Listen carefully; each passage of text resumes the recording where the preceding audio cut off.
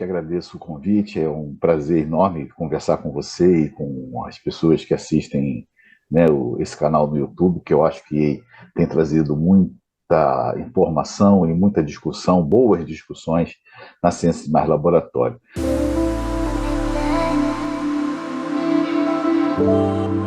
Né, a questão hoje dos nossos colegas, né, médicos veterinários ou outras formações, né, em que tem atuação em biotério, seja o biólogos ou tecnista ou tantas outras profissões que têm atividades, que podem desenvolver atividades, né, em biotérios, é a falta dessa experiência que eu tive a oportunidade, Exatamente. Eu né, também.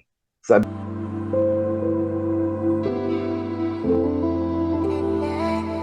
para manejo dos animais, para gestão de biotério, mas também para projetistas, né, para instalações. Uma grande dificuldade que nós temos hoje é, por exemplo, um projetista para ar-condicionados.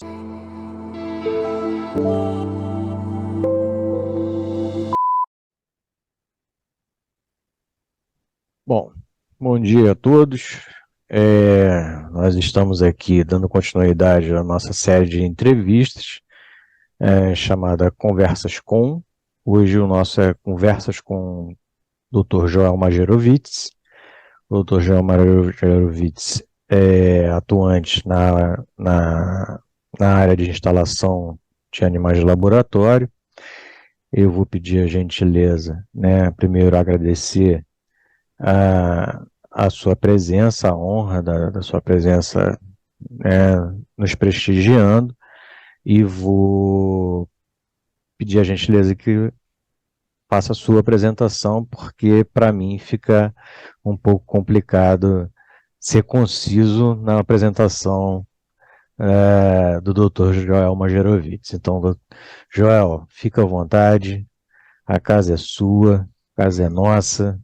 Se apresente, que a gente vai ter acho que um ótimo bate-papo. Muito obrigado por estar aqui hoje. Ô, Gabriel, eu que agradeço o convite, é um prazer enorme conversar com você e com as pessoas que assistem, né, esse canal no YouTube, que eu acho que tem trazido muita informação e muita discussão, boas discussões na Ciência Mais Laboratório. Bom, resumir 40 anos de atividade em Ciência Mais Laboratório é um pouco longo, mas vou tentar ser bem breve, né? Eu iniciei a minha vida em Ciência Mais Laboratório em 1982, né? Isso aí vão 40, quase 41 anos. Como estagiário do Biotério Central da Fiocruz, depois eu fui bolsista da FINEP, projeto de desenvolvimento de biotério de referência para a América Latina, e em março de 83 fui contratado. Apesar de já ser médico veterinário formado, eu fui contratado como técnico de pesquisa.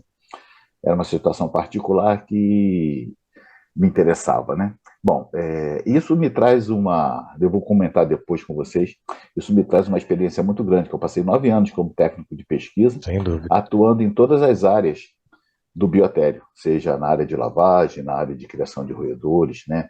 E aí Sem vai dúvida. camundongo, rato, hamster, cobaia, coelho, gerbil, né? Mas também como tive outras oportunidades em outras áreas. Bom, em 91 fui a médico veterinário, e depois eu acho que, não lembro bem, mas acho que em 96 ou 97, a gente tinha sido transferido, né, o Biotério Central para Biomanguinhos, aí se tornou o Departamento de Biotérios de Biomanguinhos, isso em 86, mas em 96, ou seja, praticamente 10 anos depois, eu pedi transferência e fui para o Laboratório de Experimentação Animal de Biomanguinhos, que eu tenho como meu grande e adorado filho, né, porque eu tive todas as possibilidades e oportunidades de desenvolver um projeto junto com o pessoal da engenharia. Uma parceria muito grande com o Dr. Akira Roma, né? Sim, Akira Roma, mas à época quem me deu o desafio foi João Quental, diretor Ah, de tá. Biomanguinhos. Né? Mas o Akira depois deu todo o apoio para que a gente conseguisse concluir aquele laboratório de experimentação animal que hoje é considerado um exemplo. Né?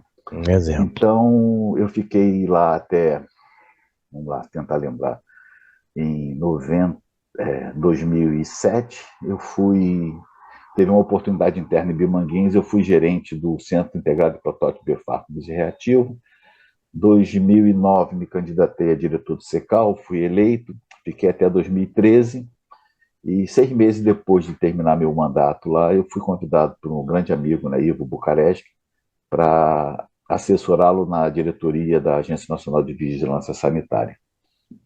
Fiquei com ele fiquei na Anvisa até 2017, e como a cidade de Brasília é maravilhosa, uma qualidade de vida impressionante, eu permaneci na Fiocruz de Brasília. Em 2009 eu tive um convite, né, para implantar o Centro de Bioterismo da Universidade Estadual da Paraíba. Me aposentei, abri uma empresa, né, e hoje eu trabalho como consultor, né, na área de instalações para biotéses, biossegurança e fazendo prospecções para algumas empresas. Nossa, 40 anos em 4 minutos, né? Porque realmente não tem como comparar uma experiência dessa. É o que eu normalmente falo. Não é questão das pessoas terem mais ou menos conhecimento. É a rodagem que às vezes a gente vai tendo pela continuidade que a gente vai vivendo, né?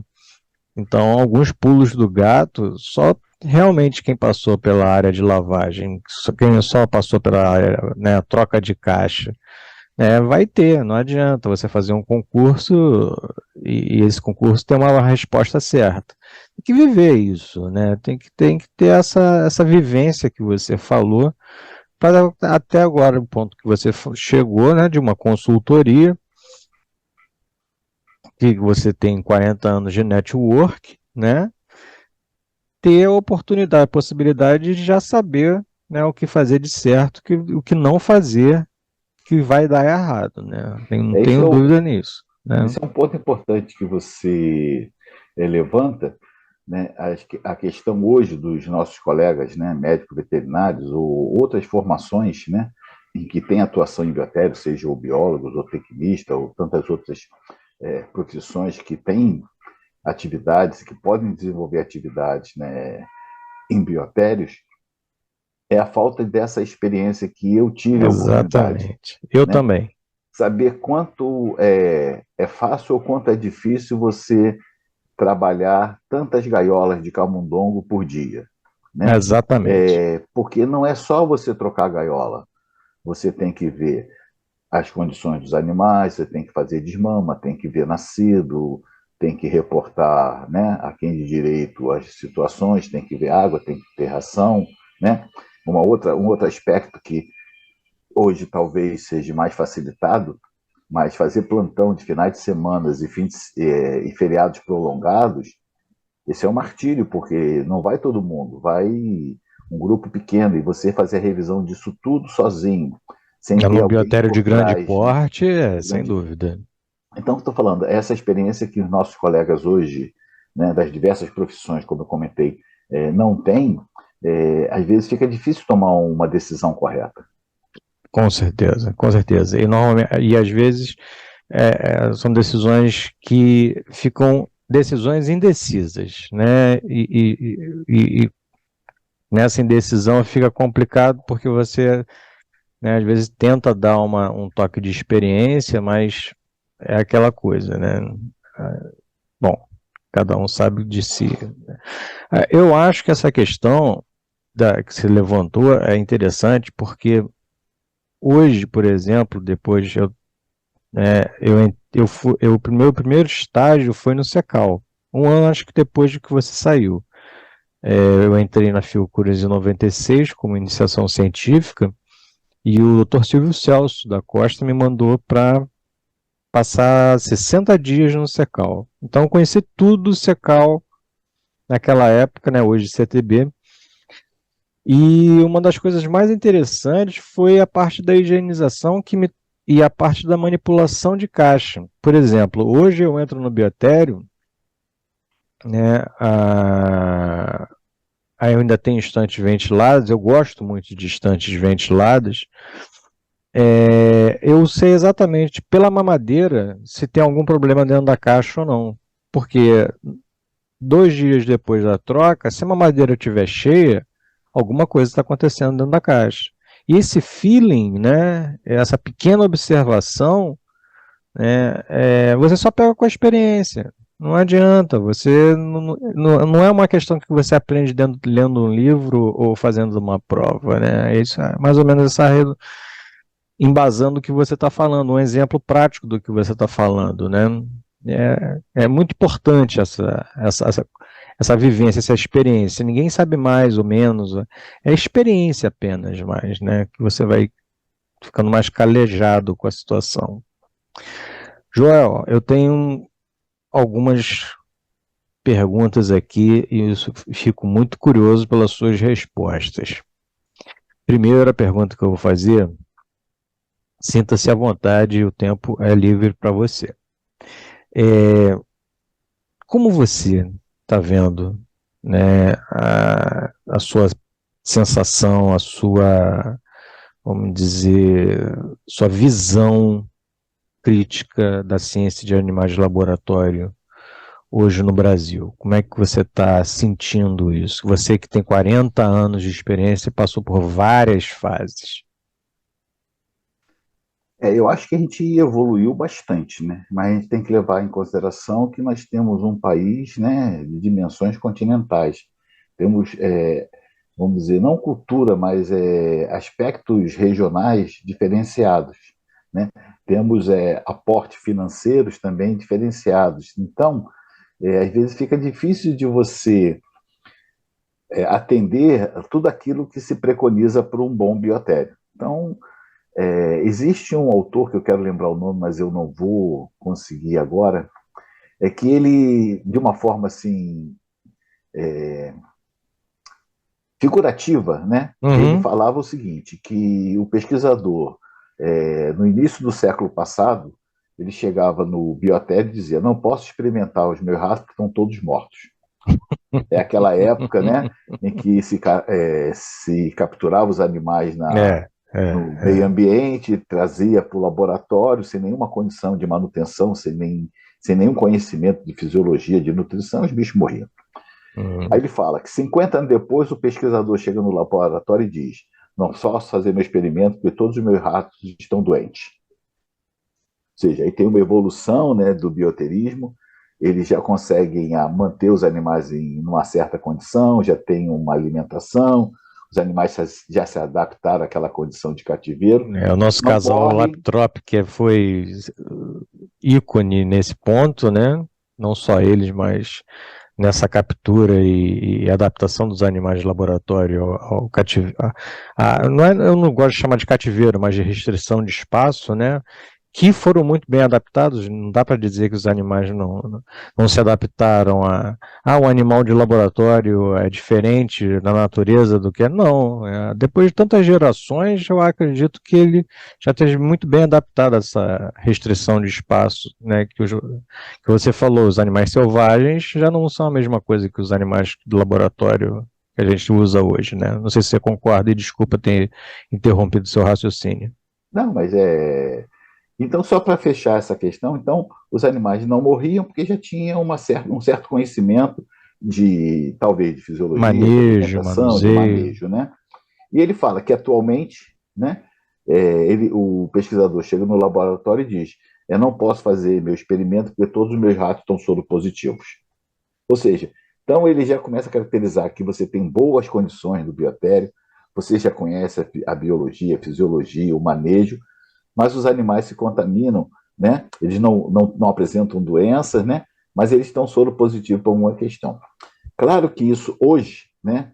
Tanto no Brasil, nos biotéricos que já conseguem manter todas as barreiras sanitárias eficientes, né? Que já usam os procedimentos operacionais recomendados, você consegue ter animais livres de germes patogênicos específicos, né? E eles não vão ser soro positivo para aquelas doenças que eles devem estar livres, Uhum. tá? Mas ele só simplesmente ele caracteriza em três fases a evolução do bioterismo no mundo, né? Então, o que acontece é que a minha percepção em termos de animais de laboratório hoje, ou a ciência de animais de laboratório, ela evoluiu bastante. E se eu comparar com a minha época, né, de que aproveitando que você está assim, o que você acha que mais mudou? Foi mais impactante, né, nessa mudança? eu vou dizer para você que foi mais impactante foi a forma como você trabalha com animais de laboratório, né? Uhum, Ou uhum. seja, a percepção hoje de animais de laboratório é muito diferente do que era antigamente. Eu vou dizer, eu sou de uma época em que o biotério era castigo para aquelas pessoas que não se adaptavam A àquelas lugar condições nenhum, é.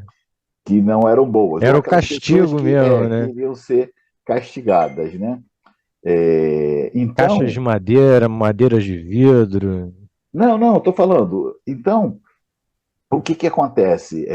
Você tinha condições, é, vamos dizer, até insalubres, né? É, Exemplos, amônia. né? Eu trabalhei num biotério em que não havia ar-condicionado, eram janelas abertas, né? Porque era a condição que nós tínhamos naquela época. Então você tinha a invasão de gatos no Nossa biotério, você tinha, Senhora. quando você tinha grandes períodos sem manutenção, né? Você tinha desenvolvimento de larva de mosca na maravalha, né, junto com as fezes. Então, É eram situações mesmo. que eram insalubres. E não tinha percepção, como eu poderia dizer, científica daquilo. Né? Os animais possuíam ectoparasitos. E Já era aí natural ter, né? era natural, que não tinha como você evitar a Na contaminação. Né? contaminação. E aí a gente, né, era obrigado a tratar um produto que se chamava Malation, um agrotóxico. Diluído, tudo bem, mas só que aí. Olha, que eu vou dizer uma coisa pra você. Há uns 10 anos atrás eu vi Nego Von Não, também estou sendo falando, mas Neguvon tratado. tudo bem, mas Neguvon já é um produto usado para É. animal, mas O Malation é Malation era para agrotóxico mesmo, né? agrotóxico. Mas aí Agrotóxico. esse não era o fato mais gritante. O mais gritante para mim era que após o trabalho com Malation, eles te ofereciam um copo de leite para combater o efeito do Malation. Olha, então, o que que evoluiu da minha época para cá eu posso considerar anos-luz. Hoje você tem biotério de excelência no Brasil, que não fica devendo nada a outros países. Talvez a gente não tenha ainda a automatização, a mecanização, né? Diminuir aquele trabalho braçal da área de lavagem, etc. E tal, mas você tem condições de animais de excelente padrão de qualidade, né? E de tecnologias Você de acha que a produção, mentalidade mudou, Joel? como eu Essa, disse, a mentalidade mudou o país tem. de visão entre da relação entre o ser humano e o ser não humano, dessa visão das pessoas. Está mudando ou tá Sim, evoluindo eu acho que hoje ainda está com. em evolução? Não, isso ainda tem que evoluir, porque eu acho que ainda tem pessoas que não olham isso com esse viés que você está comentando, né? Uhum. Mas como você falou, se muda essa, essa percepção do biotério como um local sem valor ou Ah, sim, de sim, castigo, sim. num país, como eu comentei, de dimensões, né, continentais, Continentais. você tem percepções diferentes, vai muito da cabeça do gestor, como ele entende, né? Eu vou dizer para você que nessas minhas consultorias eu encontro pessoas que simplesmente não querem saber se existe lei, né? A lei Aroca existe ou não, né? E eu falo para eles, olha, não, isso na lei diz assim, assado. Falou, não, a gente sempre trabalhou assim, a gente vai fazer o projeto dessa maneira, Essa é clássica. né? Aí eu deixo registrado o meu posicionamento e me retiro do projeto, Uhum, né? claro, Claro, porque claro. eu não tenho como dizer para ele que não. Como isso ainda é projeto, não está, vou dizer, não está concretizado, eu não posso nem fazer uma denúncia que é a minha obrigação como cidadão, né? Uhum. Algo que está fora da lei eu tenho que denunciar. Como aquilo ainda não foi concretizado, é só ideia, é só projeto, eu prefiro deixar registrado que aquilo está errado e me retirar do projeto. Tá? Mas aí, fechando essa questão, né, vamos dizer, Da da, Cal, né? Da situação é, da Cal. estou falando do estado Da atual da arte, né? arte em ciências mais laboratório, eu acho que a gente evoluiu bastante, mas a gente ainda precisa muito fomento, muito investimento e muito capacitação de pessoal, não só para manejo dos animais, para gestão de biotério, mas também para projetistas, né, para instalações. Uma grande dificuldade que nós temos hoje é, por exemplo, um projetista para ar-condicionado. São poucos os engenheiros que têm uma compreensão de como o ar-condicionado de um biotério deve Seria a funcionar. área de biotecnologia, Joel? Não sei. Eu acho que mais é engenharia mesmo, Engenharia engenharia mesmo, né? mecânica, né? Engenharia mecânica mesmo, né? Estou falando, porque na realidade você vê que as pessoas conhecem de projeto de arquitetura, de engenharia, de instalações, mas aquelas especificidades, né, para biotérios. E aí eu vou falar, quando eu falo de biotérios, eu estou muito me reportando aquilo que eu tenho experiência, que são pequenos roedores. Né? Uhum, Se uhum, você uhum. pensar e perguntar para mim de De primatas primata, não humanos, cães, eu não. gatos, né, suínos, etc., eu não tenho expertise nisso, não tenho experiência. Uhum. Não, assim, eu acho que a questão dessa sabedoria, né, tem a iluminação, tem a umidade, isso tudo vai realmente tem que ser regulado e isso é um papel que às vezes que o bioterista não tem. O engenheiro forma-se uma equipe, né? Quando você faz uma consultoria, forma-se uma equipe para tirar essa, esse conjunto de dados, esse conjunto de situações, de pontos, né, que chegam ao padrão que seria preconizado, 12 horas escuro, 12 horas claro, os padrões que são colocados para a gente. Um projeto de biotério ele tem que ser multidisciplinar. Multidisciplinar, é isso que Ele eu tem queria que, chegar com na você. Eu realidade, o acho que que que não tem como acontece? não ser multidisciplinar, né? Para ser um projeto bom, não é um arquiteto e nem é você dizendo, né? Tem que procurar mais especialistas, como a gente O estava proje... conversando antes daqui, iluminação, Mas eu acho que exaustão, o projeto de biotério ele começa pela demanda do cliente. Quais são as espécies, quais são as quantidades, qual é a qualidade exatamente. sanitária do animal, Barreiras sanitárias, número de troca de envolve, caixas. né, se tem experimentação, se envolve qual tipo de risco. Né? A partir desse momento que você tem uma ideia da complexidade, né, você tem que olhar uma estrutura física. Como é que vai ser esse desenho, né, do biotério? E a partir daí, precisa de alguém que conheça de operacionalização de biotério. Quer dizer, aí eu posso dizer que eu entendo. Aham, Tá? aham. Aí você olha e você faz, sabe? Aí você sabe que vou sempre me reportar a pequenos roedores. Você vai usar estantes abertas ou estantes ventiladas? Né? Ou vai usar rack? Né? Qual a dimensão da sala? Você precisa de corredor único ou dois corredores? Você, O fluxo é, unidirecional ou não? qual é o acesso que as pessoas vão fazer? Vão tirar a roupa, tomar banho e botar uma paramentação estéreo ou simplesmente vão fazer a retirada da roupa de uso pessoal e colocar uma paramentação estéreo? Precisa do banho? Não precisa do banho? Né? Eu, particularmente, sempre discuto, eu acho que o banho não ajuda em nada, ele só atrapalha o acesso pessoal, porque você vai ter umidade dentro daquele ambiente, você vai ter uma toalha molhada que você vai ter que levar para dentro do ambiente, né? Eu sou da teoria, se você tem as Interessante seu barreiras, posicionamento, interessante. eu tenho uma percepção de que se você tem as barreiras sanitárias eficientes, né? Se você usa todos os procedimentos de acesso, seja de materiais, animais, outros insumos, se as pessoas seguem os procedimentos, você trabalha com rack ventilada, maneja os animais em estação de troca, o banho não vai ser o problema da contaminação dos animais. O Então, tem ponto o crítico banho, de quebra de barreira sanitária, né?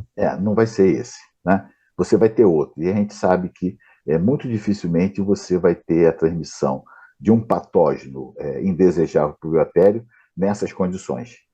Uhum. Você Eu vai ter se concordo. você tiver a quebra de barreira, né? Então, voltando à questão, a partir do momento que você tem essa percepção do elemento, você desenha o projeto conceitual, né? Quer dizer, o layout conceitual, e aqui eu não estou falando do projeto de arquitetura, porque eu não sou arquiteto nem engenheiro, eu sou médico veterinário. Então, quando você desenha o conceitual, aí sim você leva para arquiteto e começa a discutir dimensão de área, se você já sabe qual é o fluxo. As necessidades, né? Por exemplo, se você vai ter um único acesso, né?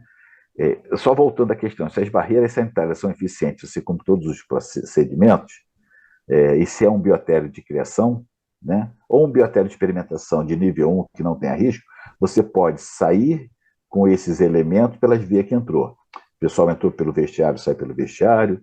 Gaiola entrou pela autoclave, pode sair pela autoclave, por uma caixa de passagem ou por uma anticâmara, porque é, geração espontânea não existe. Então, Uhum, aquela microbiota ali é a mesma, né? uhum. Então, tem essa questão. Então, você vai definir com o projetista, ou com o arquiteto, ou o engenheiro, quais são os pontos, por exemplo, de. Você precisa de intertravamento de portas, se você usa o acesso e saída de pessoal pela mesma via. Precisa ter um sensor de presença, se alguém estiver entrando, trave as portas, tanto de acesso como de saída, né? Para Uhum. que ninguém faça o fluxo simultaneamente. Então, essas questões que são importantes você ter Não uma são nem equipe questões, né, Joel? multidisciplinar. São detalhes de quem realmente estuda para saber fazer isso, né? Não São é? detalhes, são São detalhes detalhes construtivos. importantíssimos que só pessoas, como você falou, capacitadas vão poder informar isso ao engenheiro, né? Sim, mas, por exemplo, eu sei dizer, olha, essa porta precisa ser intertravada, a gente precisa controlar o fluxo. Eu não sei qual é o sistema, como é que isso se dá, como é Ah, que se sim, projeta. claro, Então, ele sabendo disso, ele ele vai sabe disso, desenvolver essa questão. É, tem uma outra questão que a gente talvez tenha que discutir um pouco mais à frente, né? Mas controle de. Controle não, monitoramento de ambientação da sala dos animais. Temperatura, umidade. Porque a ventilação, basicamente, você tem no sistema de ar-condicionado, se tiver fora do padrão, você vai saber que acusou. Mas você tem o controle de temperatura e umidade remota. Como é que você faz isso? Né? A gente sabe qual é a temperatura e umidade que você precisa ter Uhum, por dentro dos animais. Mas como é que você capta isso? Da onde você capta isso? Para você saber que lá dentro da gaiola está nas condições recomendadas para os uhum, animais. uhum, E quando você uhum. mede na entrada ou na saída do ar-condicionado, você não tem a mesma condição dentro da gaiola do animal. Como é que você Sem dúvida extrapola nenhuma. isso? Né? Quanto é que você tem que ter Ainda mais quando na você entrada? trabalha com rack ventilado, com os racks, né? Que aí você individualiza ainda a Sim, gaiola, né? mas você capta o ar da sala. Né? Aqui temperatura e aqui umidade, esse ar tem É, que ser jogado na sala para quando ele se misture individualmente em cada gaiola, passe pelo processo de filtração, passe pelo sim, processo da estante, ele vai chegar com que temperatura sim, dentro que da caixa, condições né? que ele vai chegar dentro da caixa, Que condição ele vai chegar dentro da entendeu? caixa, exatamente. Então essas são Eu questões uso que o têm que ser exemplo, por exemplo, que discutidas. nós já sabemos que são 2 graus a mais ou 2 graus a menos de temperatura, por exemplo. Então, essa experiência a gente já tem, mas é exatamente isso que você está falando. A gente tem que ter uma certa noção de todos esses detalhes, né?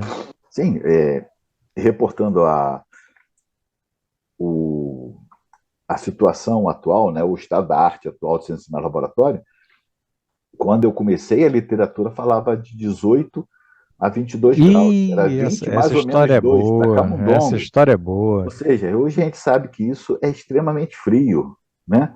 O que se recomenda hoje seria de 22 a 26. E é uma margem de 4 graus. Sim, eu estou falando. E E, o ar, agora, e aí, Joel, eu te faço uma pergunta. Quem disse? Foram trabalhos, Não, eu estou isso. falando, anteriormente 18 graus era chute. era uma suposição, eu acredito, porque hoje em dia você já tem trabalhos que demonstram de que a temperatura ideal já é bem superior a isso. Então, o range de Mas conforto estaria um entre animal, 24 a se você dá. 26, Não sei se 22 a você 26. concorda comigo. Desculpa estar me estendendo, mas Não, sem problema. essa é uma questão que me deixa completamente assim. O, o animal, o camundongo, como a gente fala, nós dois temos uma experiência muito com pequenos roedores. O camundongo é extremamente adaptável. É, ele tem clima desértico, ele pode se adaptar a uma umidade de deserto, uma umidade de floresta amazônica, Mas né? você pode ver que existem trabalhos de alguns colegas, inclusive colegas brasileiros, demonstrando que em determinada temperatura o camundongo fica debaixo da maravilha para se aquecer. Sim, sim, mas Entendeu? Então, qual é o conforto para ele? a minha preocupação é que quando você dá um desvio, né, ou um espaço de 4 graus, por exemplo, é, gera uma sensação de que você Tá, pode mas oscilar de um dia para sim, o mas outro aí é um 22 aspecto. a 24, a 26. Não, não, E não. aí não é isso. Não, não é isso. Não é isso. O ideal é que Isso, você isso. mantenha uma temperatura o Isso, mais constante possível, com a menor variação exatamente, possível, né? é. Mesmo que ela É fuja que um as pessoas pouco, confundem um pouco isso, é. mesmo que você fuja um pouco essa condição, vamos dizer, é muito melhor. Isso eu estou falando por mim, tá? Você ter uma temperatura constante de 26 a 27 graus, mas Uhum. constante durante 24 horas por dia, do que você ter uma temperatura variando de manhã a 22, no final da tarde 26 e depois ela volta a Exatamente. 22. Porque o animal vai Exatamente. tender E a aí se. entra uma frente fria no final de semana e que a temperatura vai a 18. Tá, mas aí eu acho, aí eu discordo de você, porque o ar-condicionado ele tem que estar Teria que ter uma projetado regulação. para manter a temperatura constante de Mas a projeto, gente sabe que em algumas independente. condições ele não faz o set point regulatório pela temperatura externa. Então Sim, você não. tem. Sim, você tem É, situações que, por exemplo, muita umidade. Rio de Janeiro é 80% de umidade quase o ano exatamente. todo. Você Exatamente. baixar isso para as condições de 55 mais ou menos 5, que é o que se recomenda, É, é extremamente impossível. Né? concordo com você Se plenamente. você conseguir manter 60, 65% no Rio de Janeiro, Já dá mas graças a constante, Deus. estaria ótimo. Exatamente, concordo com você plenamente. O que eu só deixo, só enfatizo é isso, que as pessoas às vezes falam, né, é 22 a 26, é 40 a 80, pode ser tudo, mas desde que seja adaptado calmamente o animal, você pode levar ali de 18 até 26. Sim, Isso mas num que período você de 6 meses que ele chegue a esse ponto. é, o, ide- Gerações, gerações, né? Agora, oscilações de 24, 48 horas. Ah, não, hoje a gente deixa 22, amanhã a gente deixa 24, depois a gente deixa 26. Para o animal é terrível. Para o animal é eu acho que você terrível. tem que manter uma variação mínima possível dentro desse range recomendado. Concordo, concordo, é. Só para deixar claro, né, nesse sentido, né? É, tem uma questão dos métodos alternativos, mas como a gente já está falando já de instalação, você é uma pessoa que tem muito conhecimento com biossegurança. E a gente já está falando um pouco de instalação. É, eu sei muito bem que o biotério de Biomanguinhos foi uma referência também em biossegurança de experimentação animal. Como é que você vê e o que você recomenda? Quais são as suas ideias sobre a biossegurança num biotério de experimentação, né? Nas instalações, estruturalmente? É difícil você dar uma opinião, porque é caso a caso. Né? Primeiro, você tem que levar em consideração a espécie animal, o projeto do biotério, o projeto de instalação do biotério. Né? Se você usa um agente infeccioso, que no biotério de Qual é experimentação, o nível dele, né? qual o nível dele, né? Então, é muito difícil você generalizar, porque você não pode dizer que, olha, todo mundo tem que usar o mesmo equipamento individual, porque são, dependendo O do EPI. nível de risco, né? Você tem que ter um equipamento de proteção individual específico, né? Qual é o procedimento de entrada? Precisa descartar isso, né? Qual é o método de descarte? Por exemplo, nós sabemos hoje que a autoclavação de carcaça de animais é extremamente difícil você conseguir uma esterilização É efetiva. mesmo? É. Você tem que ter um processo muito bem delineado, uma carga pequena, um pacote. Por causa do Um pacote congelamento também, não, né? se o E animal é aí congelado, tem aquela temperatura de fora e a temperatura do meio, né? sim. Então, tem várias situações em que você fica difícil. O que hoje eu recomendo, né, é que você congele os animais, é, embale esses animais em um saco apropriado, bote num container plástico com lacre, né, fechamento lacre, e Uhum. encaminhe para incineração. Incineração. Eu também concordo, Tá? incineração é o melhor. Só que a gente tem que levar em consideração que hoje a lei de biossegurança ela fala que a partir do nível 2 você pode descontaminar fora das instalações desde que você transporte esse material com segurança. Né? Então, você pode. A carcaça você poderia transportar com Como segurança lixo para o hospitalar, né? incinerador. Não, ele não fala em lixo hospitalar, fala que organismo geneticamente modificado, Ah, né? sim, Seja planta, sim, sim. animal, É um os transporte resíduos, diferenciado mesmo, né? os derivados, a nível 2 você pode fazer isso fora da instalação, desde que transporte com segurança. Tá? Uhum, Nível 3 obrigatoriamente, você tem que fazer nas instalações. Ou uhum. seja, então, você tem que olhar caso a caso. Você não pode simplesmente generalizar para isso. Uma coisa que eu sempre me chama a atenção, né, é uma dúvida que eu vejo repetidamente em alguns grupos, né, de discussão, em em outros fóruns de discussão, a classificação de um animal vertebrado geneticamente modificado. Até hoje, todos os animais vertebrados classificados pela CTNB são de nível 1. Não é porque você mudou a estrutura genética de um roedor, né, que ele vai se tornar perigoso. Ele é um camundongo, ele é um nocaute, um noquim, né? Você teve uma transformação para uma determinada proteína, ele não vai se tornar mais perigoso. Interessante. Né? Então, todos eles até hoje foram classificados como nível 1, isso eu posso dizer, afirmar com segurança, porque eu fiz essa consulta à CTNB e foi essa a resposta que eu obtive. Né? Porém, se você tem esse animal OGM, ou mesmo um animal não OGM, em que você inocula um agente de nível 2 ou nível 3, esse conjunto animal mais agente infeccioso ele vai passar a ser classificado como o de maior risco. Se o agente é nível 2, o conjunto animal mais agente infeccioso ele tem que cumprir todas as recomendações, né, para É nível isso 2. E para nível 3, para era nível isso 3. a informação também que eu tinha. Era isso. Tá? Agora, Então, o termo ANGM caiu? a MGM, É não animal sei, mas eu geneticamente acho. modificado? Não, eu acho que não. Eu acho que pode ser usado, porque esse é um termo que é corriqueiro, né?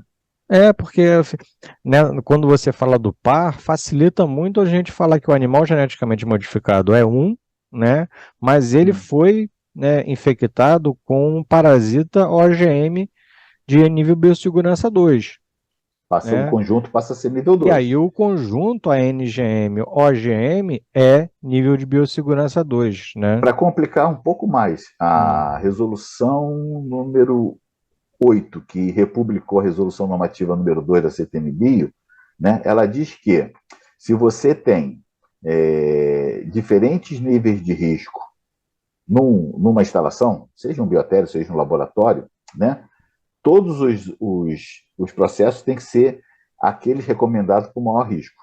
Para o Por maior exemplo, se risco. você tem É. 5 experimentos no biotério, 4 são de nível 1 um é de nível 2, os 5 têm que cumprir todas as normativas, todos Normativas os do nível 2, a procedimentos, estrutura de normativa nível para o nível 2, 2. Ou é. seja, então, tudo tem que ser descontaminado.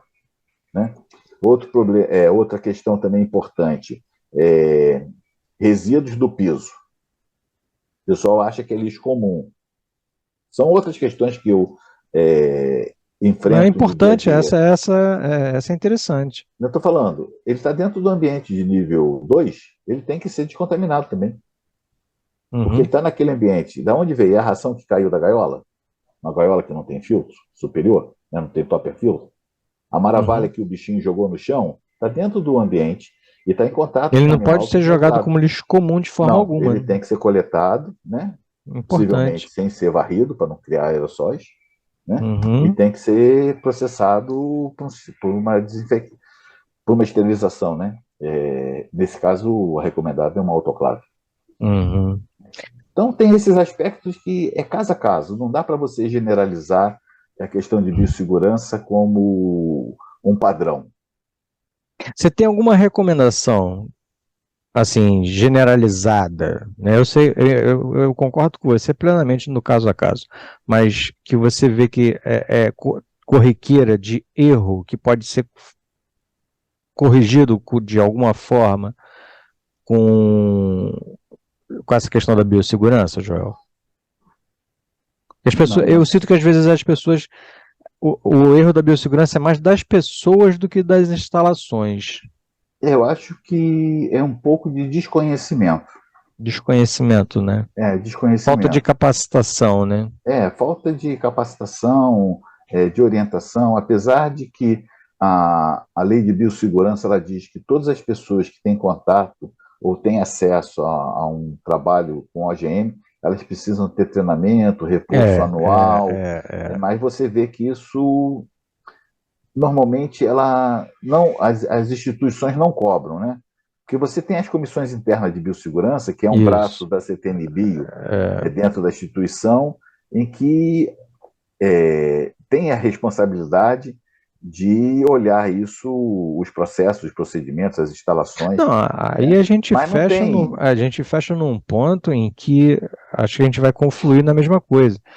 A maioria das instituições, o aluno entra para trabalhar ou fazer ou desenvolver um projeto científico de pós-graduação sem ter colocado a mão no animal.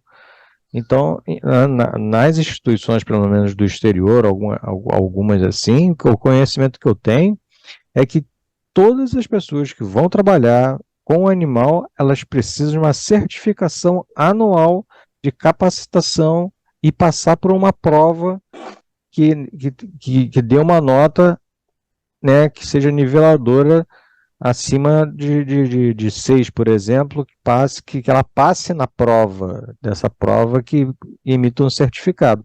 A gente não tem isso aqui, né? Eu não sei como é que está funcionando isso hoje, né?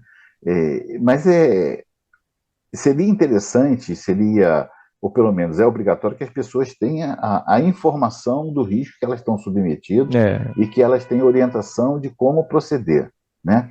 Isso eu acho que é papel do pesquisador principal. Ele não, que é o sem dúvida. responsável pelo processo, né? E aí a gente tem que lembrar de que a lei é para organismo geneticamente modificado, né? Se não for geneticamente modificado, não tem lei. Tem o bom senso e a responsabilidade.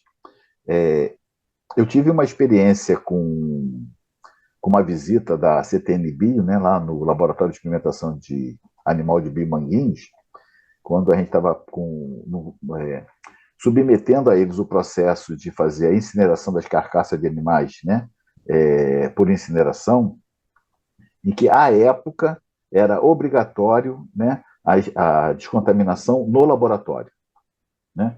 E eles foram fazer uma visita, e nessa conversa, uma das representantes da CTNB comentou que ela foi num laboratório e tinha alguém manipulando um agente de nível 3 em cima de uma bancada, e no máximo que ela pôde fazer é dizer para o cara: olha, você está correndo um grande risco, né? De se contaminar, de contaminar o laboratório a outras pessoas. Mas ela não tinha nenhum poder legal, né? Uhum, Porque a lei não fala sobre não geneticamente modificados. uhum. né? Uhum.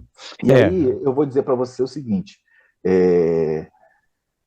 essa questão, né, de você treinamento das pessoas, né, da capacitação que elas devem ter para fazer o experimento, uma das propostas quando eu estava chefiando o laboratório de experimentação animal era formar uma equipe com competência para realizar todos os experimentos em bimanguins, levando em consideração que o grupo de atividades que fazem uso da experimentação em bimanguins é o controle biológico e desenvolvimento tecnológico. É um grupo relativamente pequeno, né, em que nós tínhamos condições de trabalhar isso, né? Eu acho que nós levamos 10 anos para que todos se adaptassem ou aceitassem Uhum. esse processo. O processo é lento, né? Não O adianta. processo é lento. Mas quando nós mudamos, inauguramos lá o Laboratório de Experimentação Animal de Bimanguinhos, né, já tínhamos praticamente 100% de todos os experimentos realizados pela equipe técnica do Laboratório de Experimentação Animal. O pesquisador não entrava mais, ele simplesmente Exatamente. fechava um protocolo e o grupo, né, técnico do laboratório Gosto muito dessa executava ideia. e mostrava. Só que isso é possível quando você tem um grupo pequeno, que relativamente não tem rotatividade, diferente de uma baixa universidade variabilidade, ou de um instituto como o IOC, em que muito você tem uma complicado, rotatividade muito grande, né? muito E aí o que complicado. você acontece quando você tem essa possibilidade? Primeiro que as pessoas têm instrução, são orientadas, têm capacitação. Você pode colocar Não, um é vestiário. certificado de qualidade total. Sim, você tem um vestiário de barreira, ou seja, as pessoas, É. antes de entrar no biotério, elas trocam de roupa e botam um uniforme cedido pela instituição completo, desde o tênis, a camisa, a calça. Depois disso, que elas se dirigem para a área de experimentação. Ou vai para a área de lavagem, que é uma paramentação especial, ou ela entra, né, para a experimentação, onde ela vai fazer a complementação com os equipamentos de proteção individual, né? Então você consegue, com essa proposta. Você fecha um círculo, né? Fecha um ciclo que é muito bem.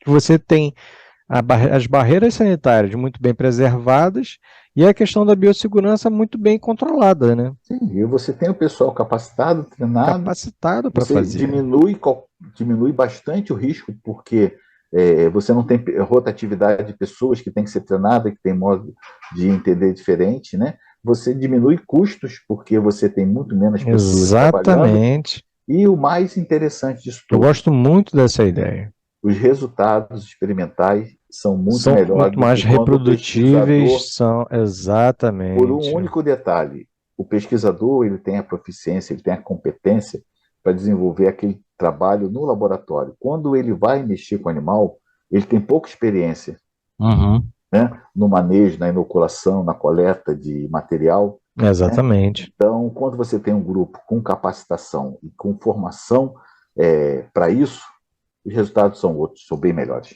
São bem melhores, não são? É. Eu já ouvi falar desse procedimento, dessa linha de. O problema é que realmente, como o Instituto Oswaldo Cruz, a variabilidade de modelos, a variabilidade de situações, ela torna um pouco inviável, mas eu sou completamente a favor desse sistema de plataforma, que é acho que mais ou menos o que você falou. Há uma equipe, a equipe realiza os ensaios que já estão pré-determinados pelo pesquisador, e aí isso você evita muitos problemas, né? Agora, Joel, uma pergunta para terminar, já tomando muito seu tempo. A lei Aroca, ela tem a pedra fundamental, que são os métodos alternativos, né? A Aroca, acho que foi muito inteligente, perspicaz nisso. O que eu não vejo, o que eu acho que talvez seja a deficiência mais grave nossa, é a falta de investimento em centros de métodos alternativos. E aí eu já te junto uma pergunta, que é uma curiosidade minha. Por que a indústria farmacêutica conseguiu fazer a substituição total dos cosméticos e nós não conseguimos substituir, temos poucos métodos validados, né, para fazer essa substituição.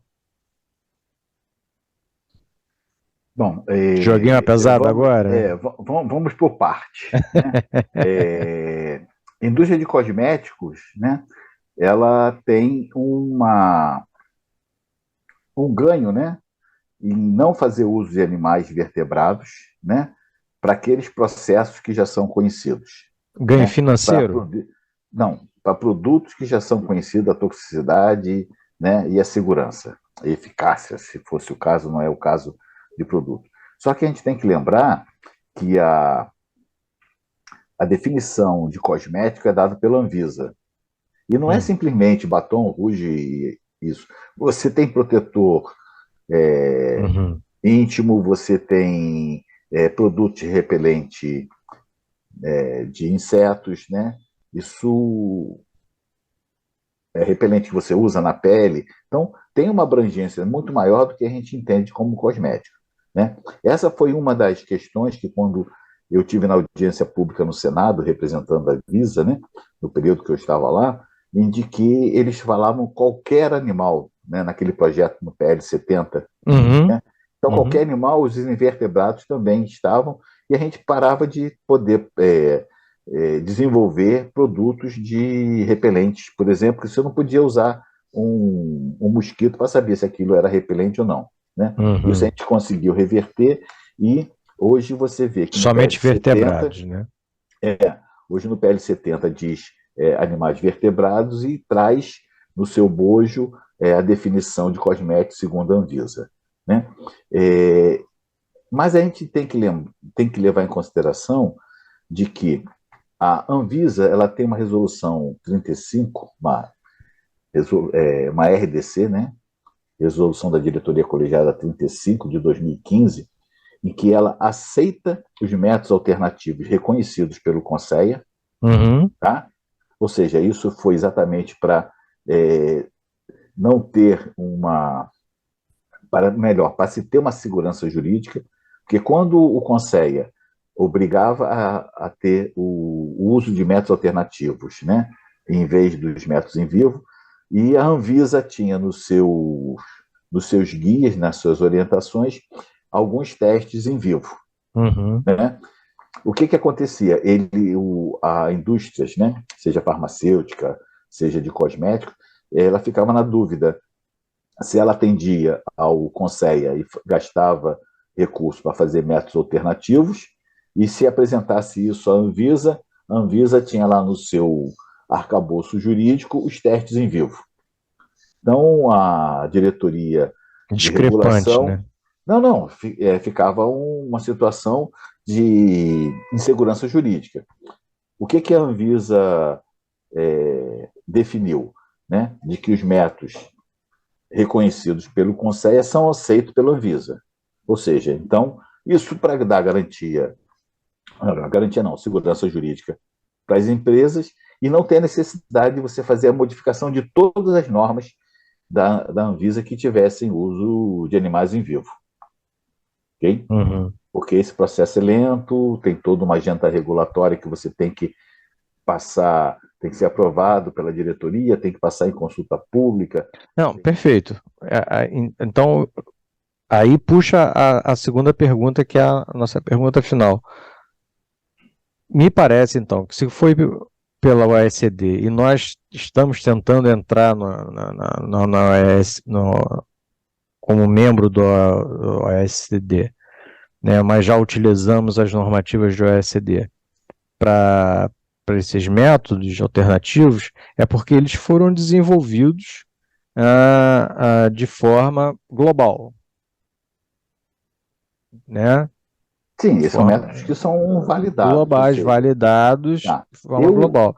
Agora, no Brasil, a gente consegue desenvolver, como é que está essa situação e como você vê que poderia melhorar? Ou se não precisa melhorar? Não, na realidade, eu acho que você tem vários grupos de trabalho desenvolvendo diversos métodos alternativos. O Human Nanochip já está bem encaminhado, você tem pele artificial, Tem a você pele tem artificial. produtos, carnes artificiais em impressora 3D. E você tem vários grupos trabalhando nessa linha de métodos alternativos, né? Porém, eu acho que foi em 2017, 2018, eu publiquei um artigo na revista Saúde, né? Eu não lembro exatamente o título, mas se é possível criar novos medicamentos sem uso de animais. Né?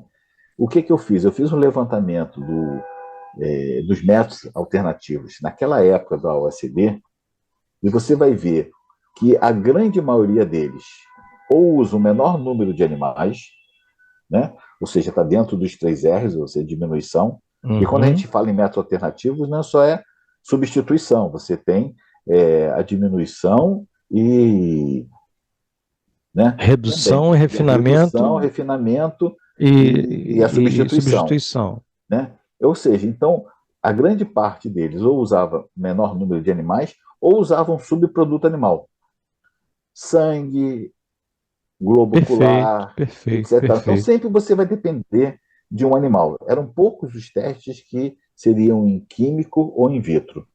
Tá? Com essa percepção, né, quando surgiu a questão dos métodos alternativos pelo Conceia, submetendo à aprovação da Anvisa, eu tive uma oportunidade de coordenar um método que se chamou internalização de métodos alternativos ao uso de animais na Anvisa. E tinha a proposta de esclarecer vantagens e limitações dos testes in vitro em químico, né, nas petições de registros de anuências de ensaios clínicos na Anvisa. Bom, quando a gente publicou esse chamado, rapidamente se esgotaram todos os ingressos lá no auditório da Uhum, Anvisa, que eram 300 e poucos lugares. A uhum. gente conseguiu uma transmissão ao vivo, nós tivemos a participação do Brasil praticamente todo, América Latina bastante países, Estados Unidos, Japão, Europa, vários países, né? Que aí, o que eu quero dizer com isso? O quanto esse tema é atraente e importante para o mundo, Não não só tenho para o dúvida, Brasil. não tenho dúvida.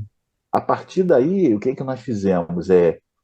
E na época nós trouxemos a Chantaes, que era a coordenadora da STIV, né, que é Europa Society of Toxicology in Vitro, tá? Que é brasileira, é meia brasileira, meio holandesa, né? Uhum. Ela fala bem o português, então facilitava para a gente trazê-la. Que ela veio para o primeiro curso, né? Que a gente complementou com os nossos colegas, né, do Brasil, e trouxemos ela para um outro curso muito específico para exatamente pegar aqueles, acho que os primeiros 17 metros, né, publicados Validados, pelo validados pelo Conceia, né, Conselho, que foram aceitos, foram não, foram validados, não eram métodos do SD validados, né, que foram reconhecidos pelo reconhecidos Conceia pelo Conselho. para trazer para a capacitação do pessoal da Anvisa. Mas aí você sempre tem, né, você nunca consegue guardar segredo. A Agência Brasileira de Desenvolvimento Industrial soube e me procurou sabendo se não poderia colocar as pessoas, né, da indústria farmacêutica, de cosméticos também no curso. Falei, olha, é um curso prático, muito pequeno, e se a gente inflacionar de aluno, a gente não vai ter O um rendimento. rendimento. O que a BDI fez, eu acho que com muita sapiência, conversou direto com a Chantraesp e veio a proposta da gente fazer. Roubatilhou. Não, eu acho que é válido esse tipo de interação. Quando Eu a gente sei, procura, claro. Chantra, a gente pode espelhar, a gente começa na Anvisa com um grupo, o outro grupo Não, trabalha aqui na saudável BDI. isso, né? E aí Saudável. nós tínhamos a Chantraesp, uma TV, que eu não lembro qual é a origem, João Barroso de Portugal, o Basbalbe da Inglaterra, Serena Cinelli da Itália e a Lorena Gaspar do Brasil.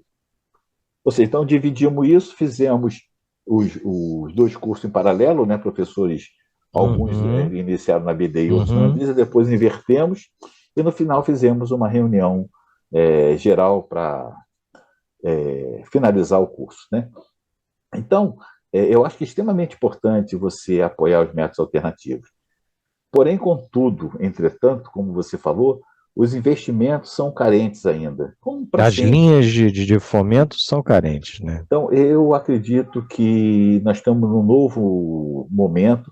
Eu acho que aqueles grupos que têm perspectivas, né, de desenvolver métodos alternativos vão ter um aporte melhorado agora, né? Eu tenho acompanhado aí a FINEP com a liberação de recursos, parece que são mais de 10 bilhões que teriam para os próximos anos, né? E que tem algumas linhas, né, de atuação, vamos dizer, prioritárias, mas que eu acho que vai ter recurso para a gente melhorar isso. Né? É um Então, caminho sem volta. É um caminho sem volta. não, e eu espero que seja realmente um caminho sem volta e muito, muito bem expandido. Uhum. Agora, aí eu faço uma colocação que talvez, não sei se você vai concordar ou não, mas falta mais visibilidade. Eu sinto falta de ter mais informação. Por exemplo, o que você está me falando, para mim, é tudo novidade, né? Esses eventos, os métodos, os grupos de pesquisa que trabalham com método alternativo, quais são os resultados dele?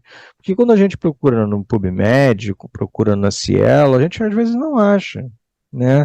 Às vezes esses dados não são publicados como artigos científicos ou técnicos científicos.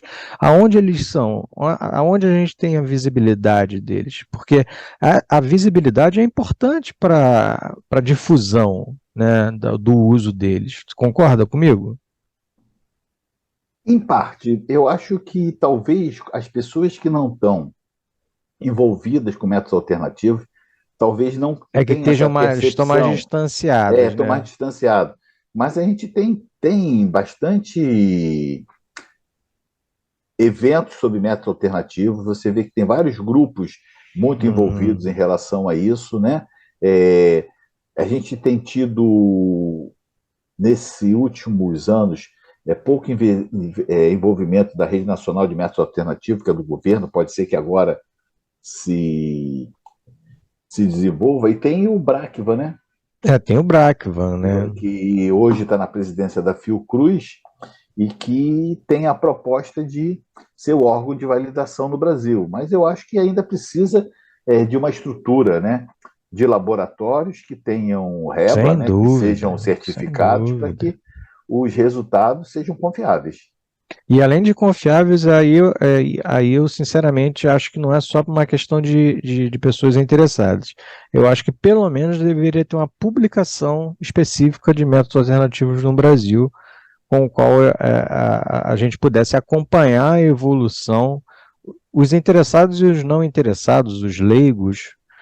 E eu não vejo eu não conheço pelo menos uma Eu publicação também não nesse conheço. sentido.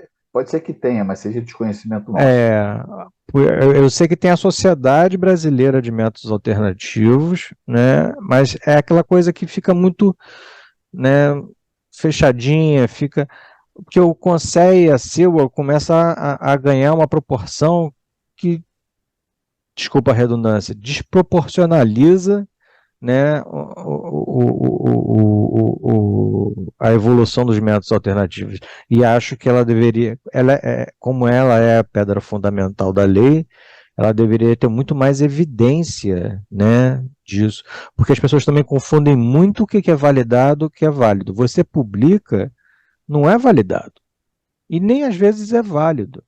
Um outro aspecto que a gente tem que levar em consideração, que é extremamente importante, é de que com a publicação é, dos métodos alternativos, né, reconhecidos pelo CONSEA, em 5 anos eles são obrigatórios. Você não pode usar mais Não, animais se esses aquele são método existe. perfeitos, esses E, e estão ali, quem e estão quais, direitinho, sim, e quais laboratórios que têm competência para realizar é esses perfeito, testes, perfeito. né?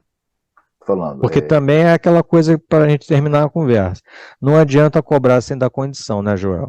não, estou falando. E o que que Ao meu ver, eu acho que, como eu comentei, eu acho que métodos alternativos é um caminho sem volta. A gente tem que trabalhar isso. Eu acho que isso ainda vai levar muitos e muitos anos, décadas, para que a gente A substitua gente tá muito um atrasado, vertebrado, né? né? A complexidade de um organismo vivo, mas a gente pode minimizar muito o uso de animais em ensaios pré-clínicos, né?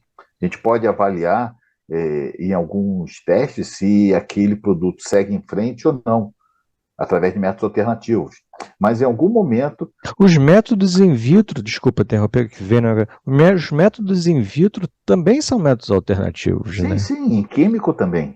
Químicos também, né? Também, eu estou falando, mas o que, que os métodos alternativos podem contribuir muito nessa percepção minha de que a substituição de um vertebrado vai levar décadas, né, para você Também acho. substituir, é que você diminui o número de animais em uso, ou melhor, você diminui o desperdício de animais, ou você deixa de usar o número de animais se você faz uma triagem por métodos alternativos e já prevê que tem toxicidade, que não tem, de repente, eficácia, que não é seguro, ou seja, aquele produto morre ali, não vai para frente, tá? Mas é preciso que invista em instituições que tenham competência para realizar isso, porque Exatamente. E volto à você. frase: se for para ser cobrado, tem que ter condição do pesquisador ter os métodos, os instrumentos, os equipamentos, os insumos, para que se você cobrar, ele possa responder. Porque não adianta cobrar se a pessoa não tem condição nem de. Por exemplo, a gente vê isso muito na questão da eutanásia. Ah, a eutanásia tem que ser feita assim.